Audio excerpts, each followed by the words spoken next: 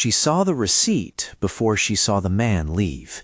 It slid from under the check holder like a white flag on glossy tile, the city lights catching the crease, the tip line circled with an almost careless pen stroke. $10, neat, almost mocking, in a room where wine-stained linen and gilt-framed menus tried to pretend poverty didn't exist. The table that had emptied 2 minutes earlier smelled of citrus and butter. A concierge's laugh drifted from the bar. The billionaire stood, shoulders carved from bespoke cloth, nodded at his party, and left his shadow trailing across the marble. Sarah watched the receipt from beneath her apron, fingers stopping mid-wipe. Around her, pans steamed and plates wrapped. Business as usual. Her manager called out another order. A regular demanded a refill. The din of the dining room folded around her like a net. The $10 mark flashed in her mind. Less as money than as measure. A tally of contempt. An insult disguised as gratuity.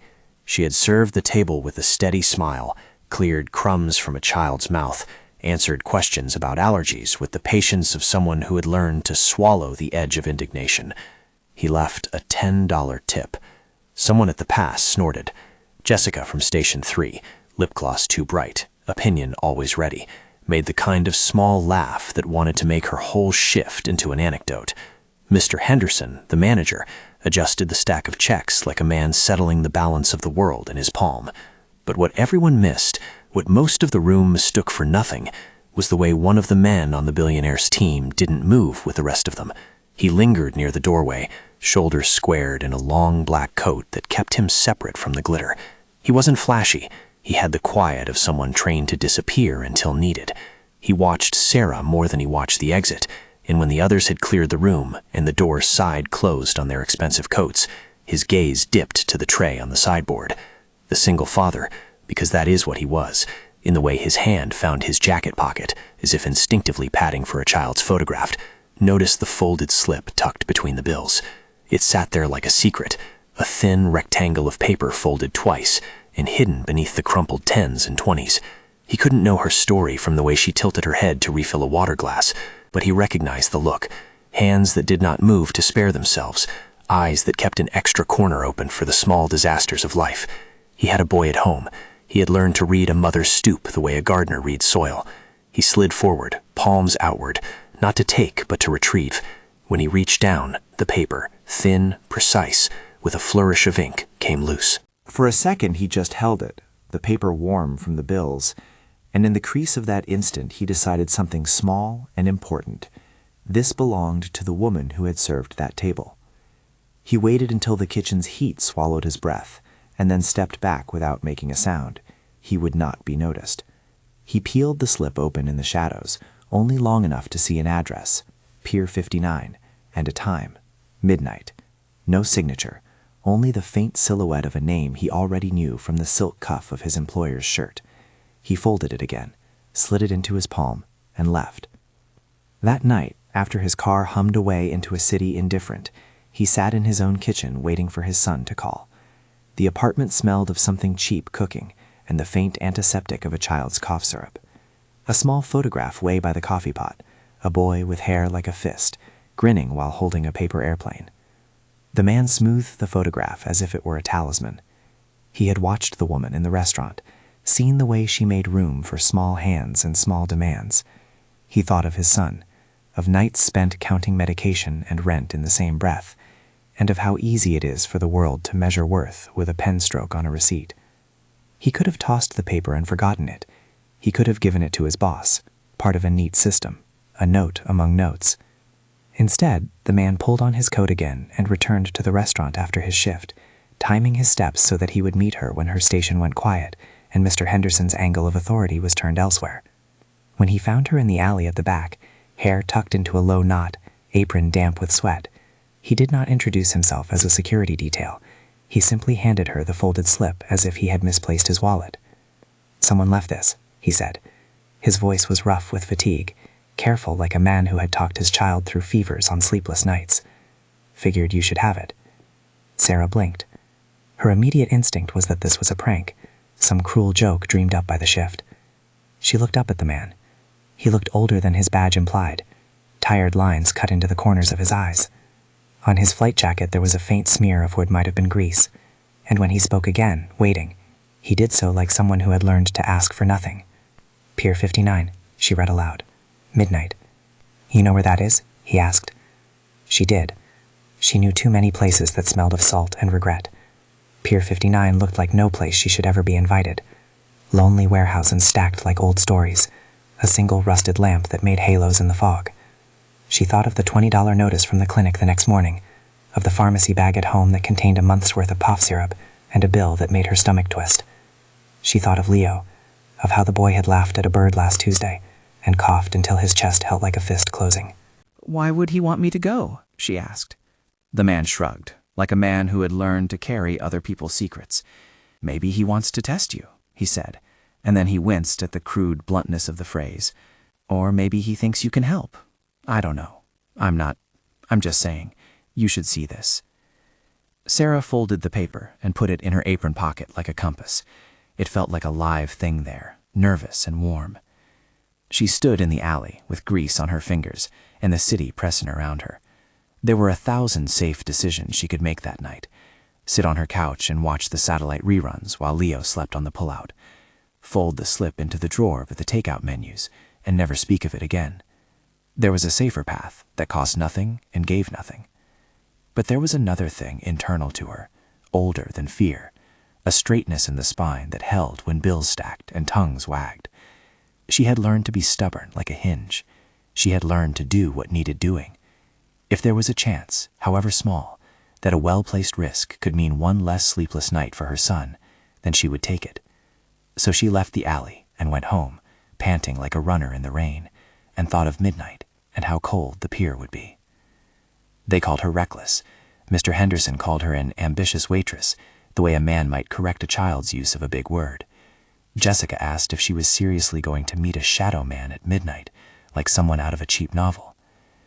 "Maybe it's a date," Jessica smirked, but the smirk came out of the same mouth that had the audacity to ask for an extra break and take it. Sarah's laugh was thin. "Not a date," she said. "A chance." The early CTA nudged in here as the kitchen clattered to life. If you've ever been underestimated, hit like, whispering to 1,000 invisible strangers that they've been seen. Sarah put on her jacket, checked the children's show as she left in her mind, and hoped Leo would be asleep, and headed for the ferry that would take her along the dark edge of the river. Pier 59 smelled of salt and old tar, and the metal tang of the city. Night moved there like a big animal, slow and patient. A single lamp threw a cone of pale light. Beyond it, warehouses folded into each other, and the river breathed. Her breath fogged in quick puffs. She could hear the flurry of a gull somewhere high, and the distant hum of highway traffic. He was waiting, not in the way men wait in movies, but in a way that made the hair on her arms lift. He stood in the circle of light precisely because it grayed out the rest of his world. He was neither cruelly handsome nor especially imposing. He was the sort of man who belonged to danger because he had been built by experience to look unremarkable. When Ethan Sterling finally stepped into the light, Sarah felt for the first time that night the weight of an entire company in his hands. Ethan was not scowling. He watched her like an investor might watch a number on a ledger. Calm, cold, measuring. Behind him, a few men in coats and low voices attended with the quiet choreography of people trained to perform privacy. The single-father bodyguard stood to the side, an unassuming sentinel. He watched Sarah as if beneath his watchfulness lay a grant of mercy. "You came," Ethan said. "Your man gave me this," she said, keeping her voice even. He nodded toward the bodyguard, then gestured to a long folding table underneath the lamp. It was cluttered with shipping manifests, pages of numbers and scrawled initials, pockets of damp where a smear of river mist had hit paper. The manifest's print smudged in places, but the signatures were clear enough, loops and quick stamps that said little to a lay eye, but meant an ocean of things to the people who read them. Ethan never raised his voice. "Look," he said, and pushed a stack of papers toward her. "You have 1 hour." 1 hour. The phrase landed like an auction hammer. He did not explain why. He did not apologize for the theatrics of the test. He simply set down a messy pile of labor and left the rest to her. She hated the premise, the humiliation masked as opportunity. but she had been sharpened by nights with a small coughing boy at home, by the way bills piled and friends never called. She recognized patterns because sometimes recognizing patterns was the only way to keep the lights on. She had an eye for irregularity because kitchens reward the woman who can spot a burned edge or a missing ingredient, so she set to work. The manifests spread like a map: dates, weights, pallet counts, signatures. Sarah's fingers traced columns until her eyes blurred, until she stopped seeing numbers and started seeing rhythm. There was a beat, she realized, like a pulse, that didn't match the others. 2 containers from the same supplier, days apart, had weights that didn't line up with what the invoices claimed. A stack of 20 crates marked at 30 kilograms each came in, but one line showed a consistent shortfall.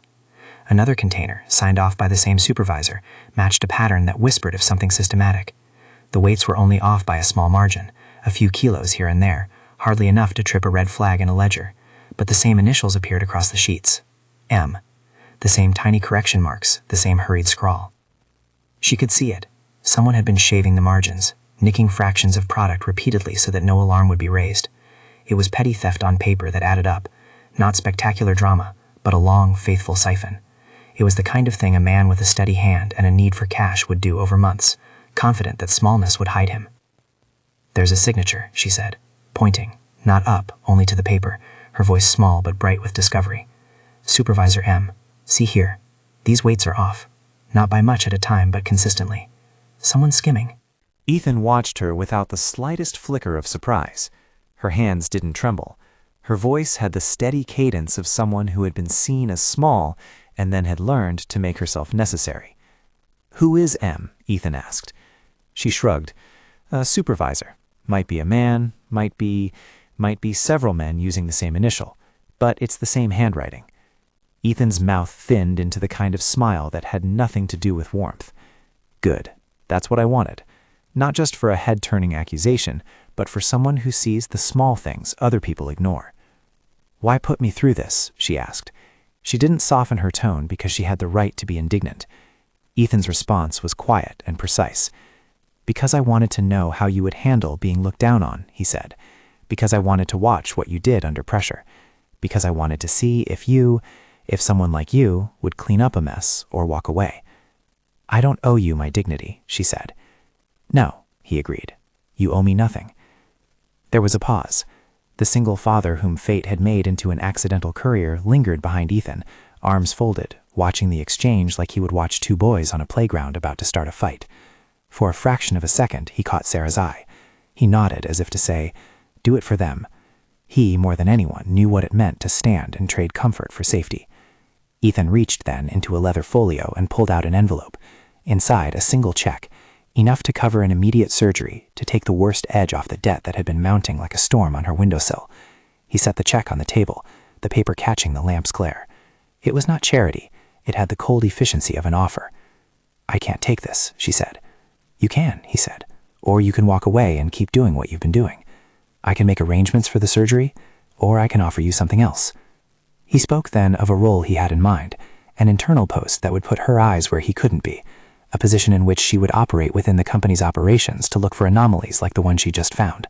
It would pay well. It would come with a clause, an NDA heavy as a door. It would require living within the orbit of his world, under scrutiny, and it would place her in rooms that would feel like a different climate altogether. He framed it like a job description. His words fell on the salt air, impractical and opulent. "You'll be paid," he said. "You'll have the resources to get Leo the care he needs. You'll have access, but you'll also be asked to sign confidentiality. There will be privileges and restrictions." The paper between them seemed to hum with possibility. Sarah tasted the outline of everything she'd been trying to buy with overtime: a quiet hospital room for a week instead of a crowded ER, an insurance code that would mean a reduced bill, a life where the pediatrician did not have to calculate what the family could sacrifice. "And if I say no?" Sarah asked. "Then the check is yours," Ethan said simply. "If you say yes, you understand the conditions." He did not press with sentiment. He did not offer speeches. He offered the terms of exchange in a voice that belonged on trading floors and boardrooms. It was precise and terrifying. Sarah thought of the $10 tip again, the thin strip of scorn tossed across a marble table. She thought of the single father's photograph, the way his jaw clenched when she saw her consider the envelope. She thought of Leo's small body sleeping in a room with a heater that rattled. She thought of pride, and whether pride alone could pay for a life. "How long do I have to decide?" she asked. "Not long," Ethan replied. "I'm not asking for your soul. I'm asking for your discretion." There is a peculiar weight to decisions when they are made to save someone else. It is not the same as the weight of ambition or vanity. She had seen mothers with more privilege than she wake in the night and decide nothing. She had watched fathers like the bodyguard, on buses, clutching small hands and weaving through life like a net. They all made decisions the same way, small, repeated acts that become survival. Her reply arrived like a small shovel digging through frost. "I'll do it," Sarah said. The moment "I'll do it" left her mouth, the single father moved as if relieved. He had no right to feel it, but he felt it anyway, the unspoken bond of two parents who had been made to barter for their children's nights. He folded his hands, the hard calluses there like prayer beads. Ethan didn't smile. He nodded once, a motion that made the mite feel suddenly administrative. He handed her a pen and a piece of paper that was part contract, part confession. He outlined the basics without drama: immediate funds for medical expenses, a probationary term in operations with a salary that would change the meaning of rent and medicine, expectations of loyalty in the form of confidentiality. He named a temporary residence, an apartment in the estate complex, near enough to the company's hub to be useful. "And Leo?" she asked. She kept her voice low. "We'll arrange care through the private network," Ethan said. "A hospital, financing, no speeches, efficient." "You're offering to buy me," she said, bitterness pricking. "I'm offering you options," he responded. "It's a transaction dressed as a chance." There was an unspoken bargain in the room. Sarah would give something that was not money: time spent in corporate rooms, nights away from scribbled grocery lists, the small surrender of a woman's right to tell her own story in a world that would prefer her famous for gratitude.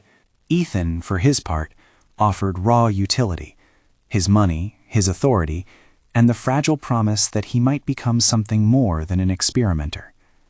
She read the lines on the contract: confidentiality clauses, non-disparagement agreements, a clause for arbitration.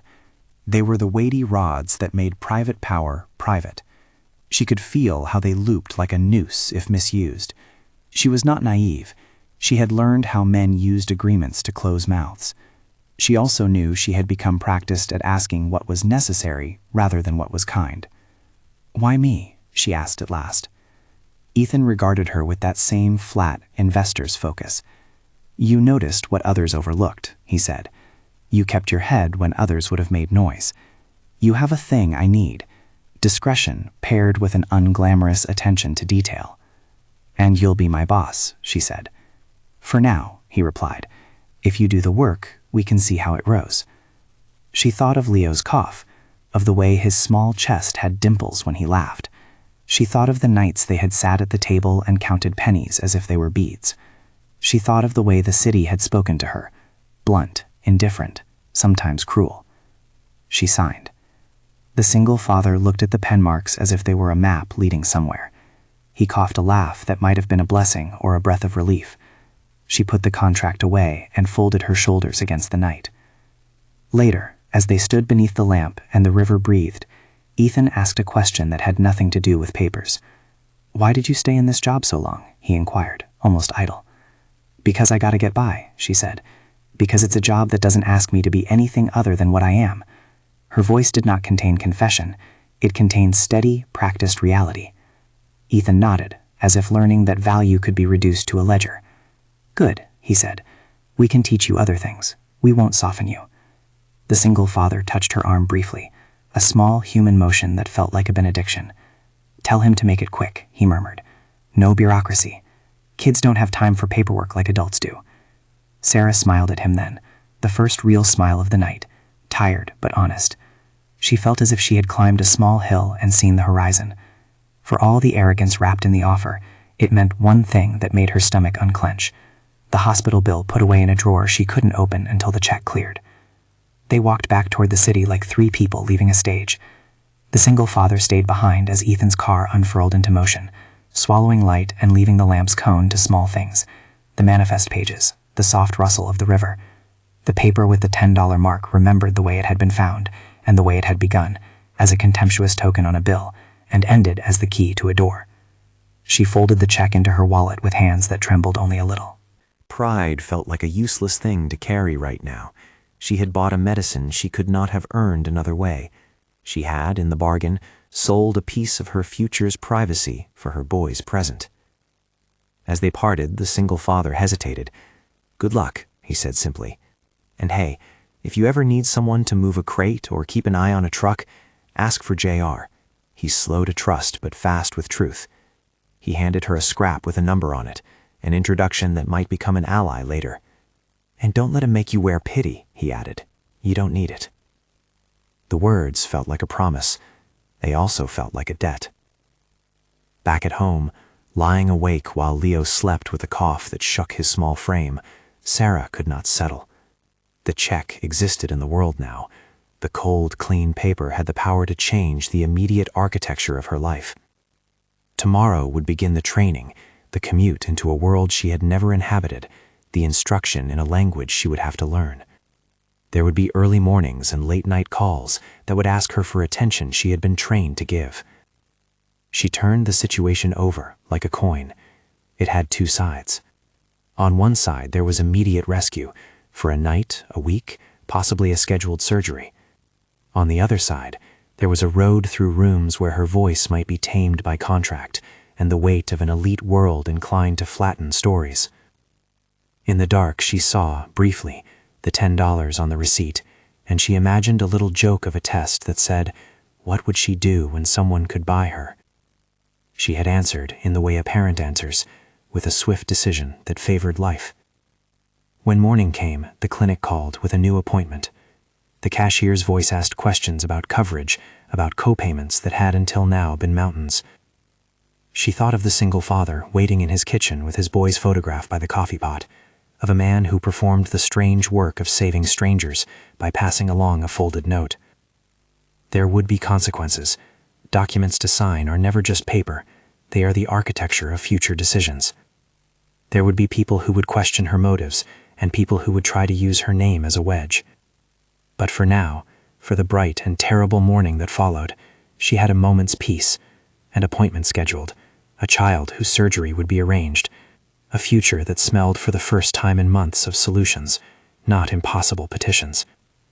She walked into the restaurant that day with an air that had a new line to it, something that was less a strut and more a brace.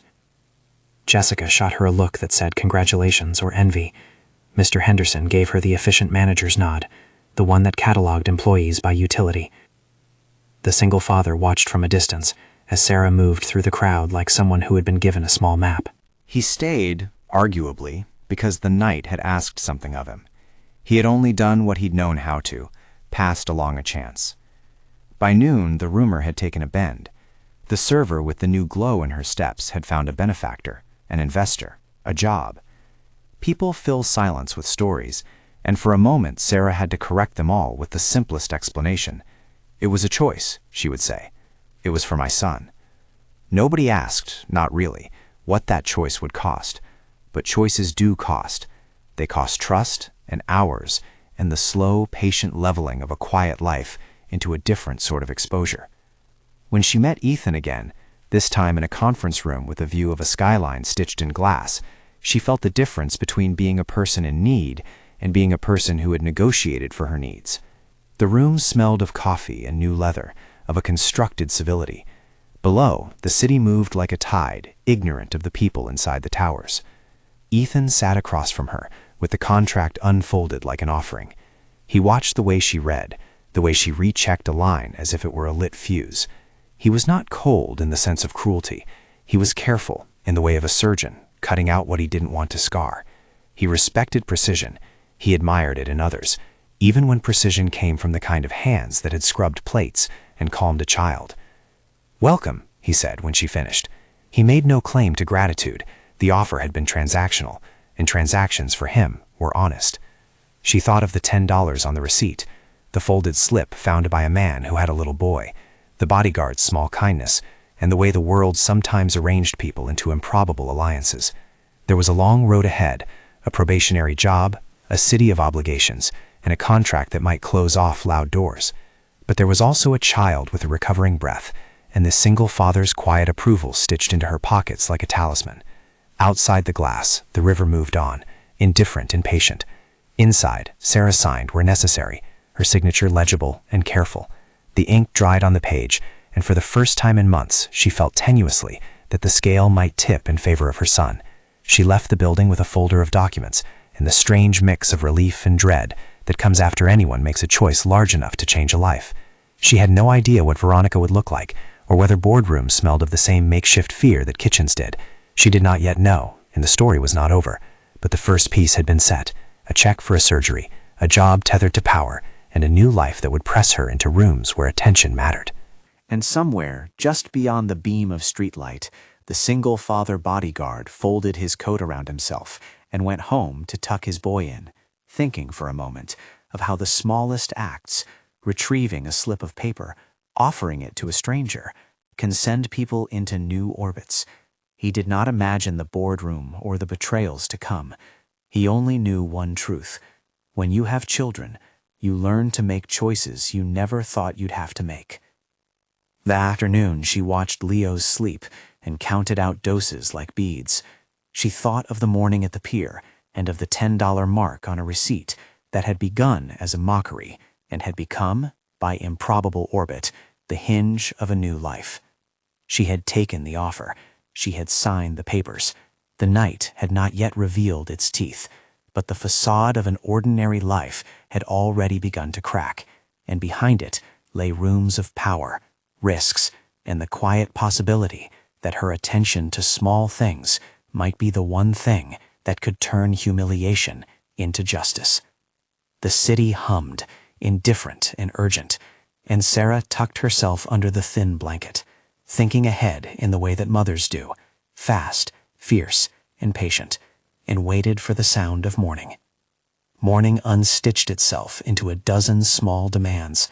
Meetings arrived like paper birds, briefing at 8, a ride-along to the logistics floor at 10, an introductory lunch with human resources that felt like a deposition. Sarah learned, fast, that the company's rhythms had their own language, terms that slid around the reality she already knew, like a polite way to call something theft. She learned the layout of the operations floor, the stacking bays, the iron-smelling scent of diesel and oil, the noise of forklifts that sounded like waves breaking against hulls. On her third day, she met JR in person. He was older than she'd expected, with a slow laugh and hands that bore the smudges of a life used to moving things. He smelled faintly of sweat and cigarette smoke, and he blinked at her like someone assessing whether a new tool was worth his time. "You Sarah Miller?" he asked, leaning against a pallet like it wasn't moving him. "That's me," she said. He handed over a laminated badge and a key that opened specific doors in a warehouse that smelled of rust and soy. "Henderson said you were the one who noticed the manifests," he said. He also said, "Don't believe Henderson." There was a grin sewn into the warning that made her like him immediately. Their work began as a slow choreography. Ethan's instructions were spare. Observe, report, keep to the rules. He wanted someone who would touch the edges of things without being eaten by them. He gave her access to boxes of manifests and to people who would otherwise never be asked to speak. The company provided a tutor for the jargon, a curt, efficient man named Alvarez, who liked to explain in metaphors of engines and weather. Sarah kept her own ledger in a corner of her mind, translating corporate talk into the grammar of kitchens and clinics and late-night worry. Leo's surgery was scheduled and then rescheduled. At night, Sarah would sit by his bed and read the pamphlets hospital staff gave her, letting the words about incisions and recovery settle into her bones. The check Ethan had put beside the manifest at Pier 59 cleared and paid the deposit. The relief was raw, like air after submersion.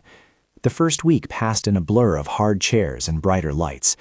Leo came out of the hospital coughing less and with a small bandage on his shoulder. In a small, miraculous way that didn't need any miracles, he slept better. The company's social world was another kind of clinic, one where etiquette stitched reputations. There was a gala at the museum 3 months into her probation, an invitation with heavy paper and a list of names that read like an index of influence. She wore a borrowed dress, one that sat awkwardly around shoulders unused to satin, and went because Ethan asked her to attend as his guest. He had not made it social pressure. He had said simply, "See how they move, learn the faces." She was to be his eyes and to understand what loyalty looked like when it wore perfume. Veronica Vance arrived at the gala as if she'd been born under chandeliers. Her hair was architecture. Her smile had the practiced kindness of someone who had rehearsed charity in a mirror. For a moment, the room narrowed to the space between Veronica and Ethan. She welcomed Sarah with the courteous tightness of someone glad to meet a new piece of the furniture. "I hear you come highly recommended," Veronica said, and her words landed with a courteous that offered two hands, one for greeting and one for inspection. "Ethan says you have a knack for details." "I just like things that don't make noise," Sarah replied. Her answer was honest in the way small talk rarely is honest. Veronica's smile didn't falter. It simply sharpened. Around the months that followed, Sarah's probation turned into a rhythm of wins and bruises. She found more tiny irregularities, delivery notes that had been altered with different ink, a stack of receipts where signatures didn't match the names printed next to them. Each finding built a case in her head, a mosaic not of one spectacular theft but of thousands of small betrayals. The pattern kept returning to the initial M she had first noticed at the pier. In the company's belly, where the paperwork met pallets, and where the men who loaded things kept their own ledger of truth, Sarah learned which records were paper truth and which were smoke. She bonded slowly with JR, trading humor and sympathy over chipped mugs in a break room that smelled of burnt coffee and dry paint. He had friends in the loading yards who watched hours for nothing, but tended to the truth of who moved what and when. The single-father bodyguard, whose name she learned was Malcolm, continued to surface at moments when the world needed a quiet witness. He would drop by the logistics floor under the pretext of securing an event and come away with the sort of observations that were small and crucial: a forklift out of sequence, a man who had clocked in and out too often, a truck that was lighter than it ought to have been. Jeers continued from colleagues like Jessica, who invented whispering games about Sarah's glamour and how quickly it might fade. There were times Sarah felt every eye in the room, not on her ideas, but on her chest and whether it bore the stain of charity. She learned to move while their eyes counted her worth in another currency. She learned to answer with facts. She learned to make dignity a matter of evidence. Then the fall came, sudden as a rotten tooth. They called it a discrepancy at first, an urgent email, a screen left glowing on a conference table, a finance person with white lips. An extraordinary transfer had been logged from one of the company's escrow accounts into a personal account. The transfer was big enough that it left a mark on a ledger the size of a city block. Whatever else the company was, it was not a place that let money vanish without a sound. Heads bowed, people whispered, and a single photograph, taken on a phone in a dim hallway, began to circulate. Sarah, hand extended, accepting an envelope that glimmered in the low light. The photograph looked candid, the captions looked conclusive. The email chain that followed implied her involvement in a scheme to siphon funds. Ethan's silence became a sound in itself. He called her into his office and asked questions with a measured voice that felt like a verdict. The contract's NDA, those tightly folded rods, had been a shield and became now, for others, a suspicion. She answered. She told them about the single father who had given her the slip. She laid out the manifest she had found. She offered to help with an internal review. Ethan listened, his eyes blinkless as a ledger. But the company's need for action outpaced Ethan's patience for nuance. Veronica, who had a social case to make and a fiancé's pace to defend, presented a stack of documents, neat and glossy, that claimed Sarah had received a payment for consulting. A courier receipt, it seemed, had Sarah's name and likeness. It had a timestamp and a signature. It was difficult for a company that had prided itself on order to witness its books smeared with doubt. The board convened. The rumor mill grew teeth, a scandal made easier to digest than the truth, which was long and soft and required patience. Ethan, under pressure from stakeholders and whispers of exposure, felt his world tilt under him. In the span of 72 hours, Sarah found herself asked to step down from her provisional role pending clarification. She left the office with boxes, the dignity she had left packed between a framed photo of Leo and a stack of printed manifests. She slept 2 nights on the floor of a cheap motel, the rain hammering like someone trying to test an already cracked system. Malice from the social ranks, people who preferred decisive narratives to messy investigations, did its work. Jessica's gossip grew teeth, and a smear campaign bloomed like mildew. For all her small victories in logistics, Sarah had not understood how easily someone could manufacture a photograph and a courier note that would look, at first glance, like paper proof. Her friends were few. JR showed up at dawn, standing in the motel doorway like a man who had carried a pacemaker to someone's chest. He brought coffee in an insulated thermos and a grim set to his mouth. "We don't quit," he said, because some people's code was less law than religion. This is wrong. The single-father bodyguard, Malcolm, contacted her through an old phone number he had scribbled on a scrap and given her at the pier. He sounded like someone who had learned to measure his words like rationed bread. "I kept copies," he said, "of the little things, what I can get you. Meet me, not at the office, somewhere quiet." Malcolm's help was practical. He had access, through old favors and a net security contractors, to printed logs that never left the security office. He collected the copy of the slip he had found, the original Pier 59 paper, and a list of the staff who had been there that night in question. It wasn't much, but it was something human, and it burdened the story. It also revealed a detail no one else had thought to connect. The editing of the courier receipt in Veronica's favor used a paper stock not issued for outside shipments. The copy Veronica had handed the board looked glossy, the sort used for internal memos. The courier company itself still kept handwritten stubs for every transfer through its night drop. Those could be requested with subpoena, but a subpoena required either a legal complaint or a board member willing to risk social capital. Enter Mr. Coburn, the board member who had liked to be called an investor, but whose instincts had been more formidable than his reputation. Coburn had a habit of listening when other men were shouting. He met Sarah in a coffee shop, behind a steaming window that fogged with the breath of the city. "You were fired in the room where they needed a body to blame," he said bluntly. "They wanted to close a wound that could make shareholders nervous. They did not want a slow, messy truth." "If you wanted me to keep quiet, you should have told me not to come," Sarah said. Her voice was rough with better sleep and worse exhaustion. "I didn't take anything." "Do you want to fight?" Coburn asked, leaning forward as if the city skyline could overhear and take sides. "I want to clear my name," she said. "I want them to stop using a child's future as leverage in a game I never asked to play." Coburn's eyes carried the kind of calculation that had put him where he was. "Then show me the documents. Show me the receipts. Bring me JR and Malcolm. Bring me the manifest that started all this." They began to collect again, this time with a network and a plan. JR found a loading slip, an original stub, with the handwriting of a man who signed with an impatient M. The stub matched the manifest she had first noticed. It had been pocketed behind a stack of pallets in a supervisor's locker. Someone had been careless in their hiding.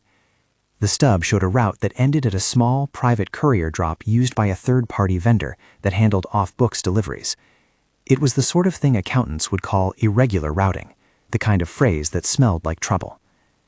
Malcolm provided a printed schedule from the security office that placed Veronica's personal assistant at the loading bay at a time that didn't reconcile with Veronica's public itinerary. It didn't prove theft by itself, but it made the rumor look less like a straight line and more like a knot. The bodyguard's testimony mattered because he had the credibility of someone who watched people like he watched his son's cough settle, with attention and little sentiment. They needed one more thing, an irrefutable physical chain tying Veronica and Marcus to the diversions. Marcus Thorne, Ethan's supposed ally, a man whose family ties had placed him in the company's supply chain, had the sort of accounts an insider would keep, and insiders keep mistakes as much as they keep secrets. Marcus had been careful in his sloppiness.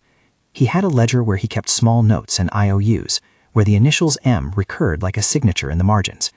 JR found part of it in a desk drawer where Marcus kept a box of business cards and old magazines.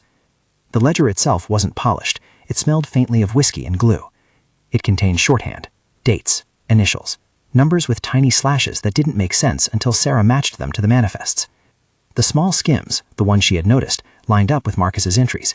There were also names in the margins, a courier company with a not quite right address, and a route occasionally altered by someone who had color access in the logistics software.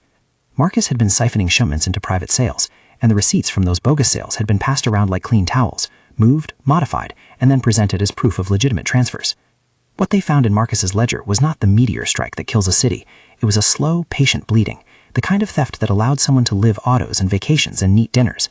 The ledger tied Marcus to shipments and to the courier drop serviced by a small company whose owner, when shown a photograph of the supposed courier receipt, squinted and said, "That's not ours." He produced a hand-stamped run sheet, ink smudged by time, that demonstrated a different route.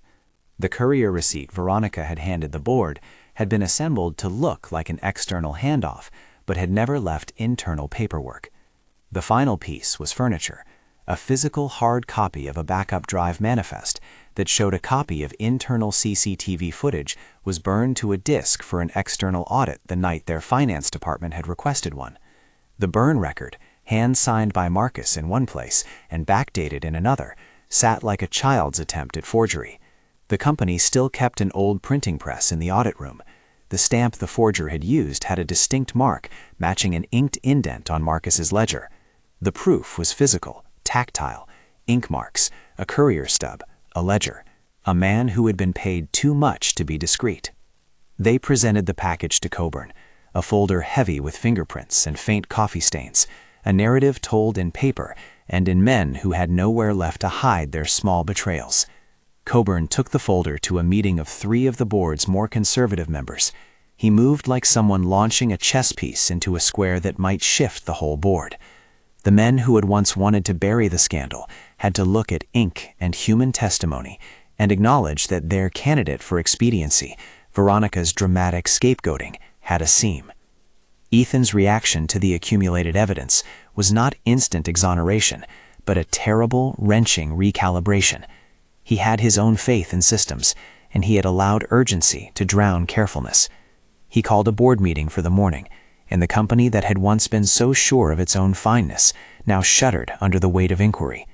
Veronica, blunt and stunning, faced them all with that same public smile. When Coburn slid a thick file across the polished table, watched the photographs and the log stubs line up like a confession, a kind of hush fell, not because the room revered truth, but because it feared losing the story it had already told to itself. In the boardroom, Sarah stood next to Coburn, like someone who had been called to a revival and refused the platform honors. She knew what justice felt like with a ledger under her arm. She was not theatrical. She was precise and human. Her voice when she spoke was not practiced. It was worn the way a tool is worn into shape. "This isn't about money for me," she said. "It's about how they used a child's future as a bargaining chip. It's about how they decided convenience was more important than a mother." She placed the ledger, the courier stub, and a photocopy of the manifest side by side on the table. J.R. and Malcolm stood behind her, 2 men of different ages who bore the posture of people who had been asked to stand with something their conscience told them was true. The room watched while Coburn laid out the chain. Marcus's ledger matched the alterations in the manifests. The courier receipts Veronica used had internal paper and were inconsistent with the courier company's record. Veronica's assistant had been in the wrong place at the wrong time, as corroborated by Malcolm's security sheet. Veronica's counter was the performance of a woman cornered, fury, and then sharp strategic charm. She insisted on a polygraph, or the legal equivalent, and accused Sarah of orchestrating a smear campaign. She produced a damning timeline intended to make the board stop breathing long enough to buy her time. But artifacts don't lie when delusion meets them. Marcus's handwriting matched the slashes she once thought of as a handwriting tick. The ink indentation matched a stamp only used in their internal audit room. A handwriting analyst, whose services Coburn had secured on a hunch, replied to Veronica's theatrical assertions with a quiet report. Marcus's hand, not Sarah's, created the forged paperwork. The courier stub was an internal print used in the company's shipping office. Faced with a wall of physical documents and 2 men with honest faces, boardroom fascination for spectacle waned, and real accountability leaned forward. The motion to suspend Veronica's privileges and commission a formal audit passed with enough votes to unseat a queen. Marcus, confronted, attempted to bargain in a way he thought would appeal to the room's appetite for tidy solutions. The board would not indulge him. The vote to put Marcus on administrative leave was nearly unanimous. Ethan moved like a man who had learned a painful math about how much damage silence cost. He stood in the center of the room and looked at Sarah with something that was not apology and not triumph, but quiet, dangerous regret. "I was too eager to preserve a narrative," he said. "For that, I am sorry. You endured things you did not deserve." Sarah did not need the apology. She needed Leo's future secured and her name cleaned. And the suit Ethan offered then was not a new contract, but a relinquishment of the mistake. He proposed that the company fund the audit it had once refused, and he opened the books in places that previously had been proprietary darkness. He also asked Coburn to ensure Sarah's records were cleared, and to help craft a public statement of exoneration. They returned to the hospital with a different sort of peace. Leo's recovery took shape under a doctor's schedule that finally allowed him breathing room to show himself whole. The bandages peeled away like obligations. Sarah watched him relearn how to run, and she learned again what it meant to breathe without the weight of unpaid bills. The check that had mattered months ago now felt small next to the restoration of an unshamed dignity. Veronica's fall was not melodramatic. She lost the board's favor. The engagement halted under pressure of a public scandal, and the company restructured its supply chain oversight. People at the company whispered about loyalty and how quickly it calcified under pressure.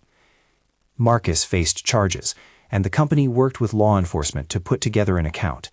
In the end, some money was recovered, and the rest was pursued through insurance and restitution. The company appointed new auditing safeguards, and under Coburn's relentless hand, a fund was created to compensate those who had been wronged. Ethan's public statement was careful and precise. He acknowledged errors in judgment and announced an initiative to tighten oversight, not for the optics, but because he had learned urgency does not excuse injustice. He also personally arranged for a portion of the restitution to seed a foundation that would help families facing medical crises, parents in the same leaky, ordinary boats as Sarah and Malcolm. The foundation carried Sarah's name in its charter as a nod to the fact that sometimes those who know pain best are the ones who design relief without spectacle. And then there was the quieter repair. Ethan approached Sarah not from the pedestal of a savior, but from the bench of someone who wanted to work beside her. He asked her, formally, to take the operations role she'd first been given in probation, not behind glass, not as a token, but as a chief operating officer with authority to change how the company handled logistics and audits. He promised professional autonomy and a direct line to the board. He also asked whether she would be involved in shaping the new foundation, not as a figurehead, but as someone who would design the terms of help. "I don't want to be a symbol," she told him. "I want to set rules so other mothers aren't used as bargaining chips." He listened. "Then run it your way," he said. "I'll step back so you can step forward." The offer was not charity. It came with a salary that turned rent into a non-urgent fact, and a leadership seat that changed conversations about what real trust looked like. Sarah accepted, not because she had no pride, but because this was a lever large enough to pry a child's future open. The romance between them, if it could be called that, unfolded like something practical, not rescued by money or glamour, but slowly built over late-night meetings, shared strategic headaches, and small gestures that spoke of respect. Ethan learned, in small ways, to listen in the kind of way that honors neglect. He asked her about her mother, about the evenings she had spent balancing bills, about the way soup tasted when you were tired and cheap. Sarah learned how to hold a boardroom with the poise of someone who has scrubbed schedules until they were honest. They found their way through coffee in office kitchens and quiet walks along the water when the press had left the city. When they kissed for the first time, it was on a balcony, after a long day. Two people who had been given back what had been taken, and now chose to stand near each other. Malcolm's life shifted too, in small, generous ways. The foundation he had helped seed, little at first, took seriously his urge to help hands that had been pushed aside. He and Sarah developed a shorthand that was less romance than kinship. Two parents who had both learned to trade small sacrifices for large gains. He kept an eye on logistics when asked, and when the company tightened security around loading bays, he taught training sessions for security staff on how to recognize the kind of subtleties that had once been dismissed. JR became foreman of the loading yards, with wages that allowed him to fix his teeth and let his daughter take piano lessons. Jessica apologized with a kind of embarrassed smallness. Humility, when it arrived, came as a late bloom. Not everyone was redeemed. Some people retreated into the protective shell of their old worlds, but many shifted. The foundation Sarah helped design did not announce itself with a press conference and a ribbon cutting. It began with small grants, paying for a child's medication in a town where clinics wanted cash, underwriting a bus fare for a mother who needed to get to a specialized appointment, buying a nebulizer kit that let a child sleep without wheezing through the night. It had Ethan's money and Sarah's procedural insistence, criteria, a board that included Coburn and JR, and the quiet moral center of a woman who knew how to count the cost of care. There were moments, Ones that life gives you after you've been close to losing what matters, where the past hunkered down to remind her of its teeth. A news anchor would say in clipped tones, "But was she?" And Sarah would feel the old paper cuts of insinuation. Yet more often, she would find herself in a hospital waiting room where another mother, eyes hollow from worry, would take her hand and whisper, "How did you do it?" She answered now as she had always answered, with the truth that had once been the blunt thing inside her. "One detail at a time," she would say, "and people who won't let you be small." The company wasn't perfect after the trial. No corporation ever perfects itself on a single boardroom vote. There were discomforts, an affluent investor who complained about the foundation's transparency, a logistics provider who fought to keep legacy routes. But the culture shifted in the small ways Sarah had learned to value. A supervisor who used to wink at a pallet now had a new, quieter urgency in his eyes. Security logs were being handled differently. Paper now mattered again as much as the digital glow of convenience. The thefts that had once been tolerated were re-examined under a microscope that meanness, small and accountable. One afternoon, months after the boardroom had closed, Sarah found the piece of paper that had started it all, folded into the back of a desk drawer. The little slip, stained with river mist and the faint grease of someone's pocket, had a creased corner where Malcolm's thumb had once smoothed it. The $10 mark still looked like a barb, and yet it had turned into the hinge of an entire life. She kept it, not as evidence, but as a reminder. Sometimes the world disguises keys as cruel things. Ethan turned the $10 story into something less performative than he'd intended. In a speech at a small company meeting, he explained the test, perhaps clumsily. "I didn't want to buy loyalty," he said. "I wanted to see who would do what when the world treated them like they were worth little. I won't do that again. I should have invited conversation, not humiliation." The apology mattered because it was honest about method and misjudgment. It acknowledged the wrongness of engineering people's responses. It also set a new tone, the billionaire who learned to account for his own cruelty and to turn it into institutional humility. In the final board meeting that closed the case, Veronica left with an image that would follow her, a woman who had used social armor to hide insecurity and then tried to hold power by making scapegoats. Marcus faced a trial and restitution. The company took losses and put them as lessons onto balance sheets. For Sarah and the people who had stood by her, life moved as it always had, forward with stitches. At home, Leo learned to jump without gasping. He drew pictures of the river and of a woman who looked like his mother, with hair pulled back and a face that could laugh. Sarah kept her old apron tucked in a drawer, sometimes touching the fabric as if she could feel the rhythm of the clattering plates she once loved. Her days were different now. They had calendars and conference calls, and a team that listened when she spoke. She wrote the foundation's first rules in longhand at night, sometimes pausing to go into Leo's room and watch him sleep. Their private lives were stitched into public work with the kind of care that changes nothing about heroics and everything about ordinary endurance. Ethan and Sarah found their partnership in meetings where policy mattered more than intimacy. He would drop notes, one-line texts that said, "How are you?" and she would answer with strategy points and the occasional choke. They married their lives in a way that resembled the foundation's work, practical, humane, slow. Malcolm watched his son grow, and he watched Sarah's life change with the soft pride of someone who had once simply handed a paper to a stranger and watched a cascade begin. He and Sarah became, in a sense, the foundation's first informal board, two people who had to make choices before anyone else could tell them which ones were right. At the first official event for the foundation, Malcolm stood near the serving table, a quiet sentinel. People brought stories, donors brought checks, families brought small shock and enormous hope. At the closing of the event, Ethan took Sarah's hand and led her to a window that overlooked the river. The night was cold, and the air smelled like salt in 1,000 ordinary things. He did not speak of power. He spoke of partnership. "You were right," he said softly. "You didn't need me to purchase your loyalty. You needed a chance to run things in a company that would treat mistakes like lessons." She looked at him, and for the first time since her life had tilted under a $10 mark, she felt the simple weight of being seen.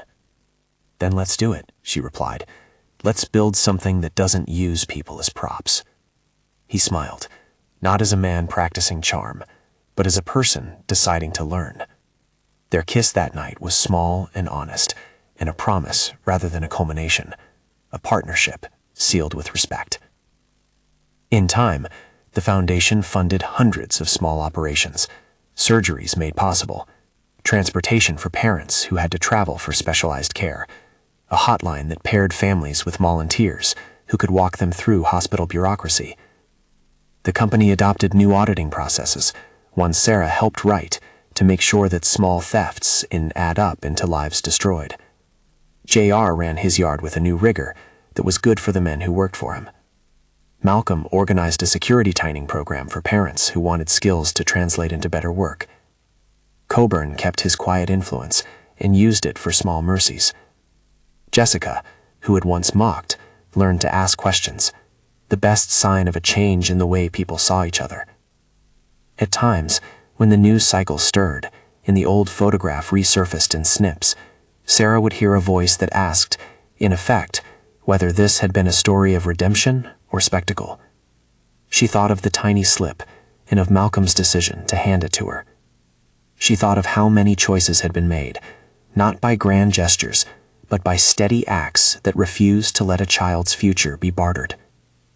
At the Foundation's 10th beneficiary's bedside, Sarah found herself telling a woman with tired eyes a version of her story, not a triumphant arc, but a map of small truths.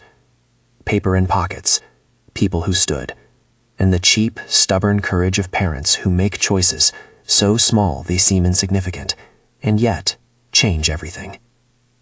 If you've ever been underestimated, she told the woman, remember that attention to small things becomes the engine of change. Outside, the river kept moving. Inside the room, a child's breath became steadier.